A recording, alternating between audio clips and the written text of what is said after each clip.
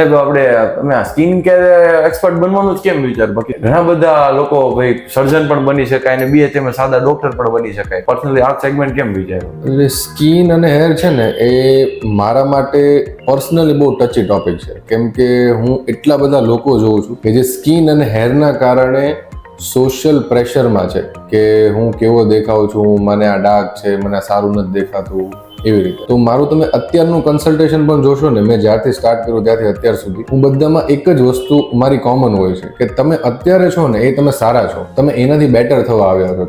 તમને જે પ્રોબ્લેમ છે સ્કિન કે હેરનો એ કોઈ ખરાબ નથી, પણ એ તમને ડે ટુ ડે લાઈફમાં અગર તમને જીવવામાં તકલીફ કરે છે, જેમ કે કોઈ ડિસીઝ પાર્ટ છે, તો એના કારણે તમે એની ટ્રીટમેન્ટ કરી શકો. બટ તમને ખીલ છે, એના ડાઘા છે કે હેરફોલ થાય છે, એ તમારે એટલું પ્રેશર લેવાની જરૂર નથી કે એના લીધે તમે ટ્રીટમેન્ટ કરાવો, પણ એક ઇશ્યુ છે એટલે તમે સોલ્વ કરો. એમ મારું એટલું જ કહેવાનું છે કે આ સોશિયલ પ્રેશરમાં આવીને તમે નહીં કરો.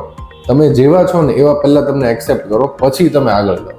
એટલે એ મારા કન્સલ્ટેશનમાં હંમેશા જોવા મળે.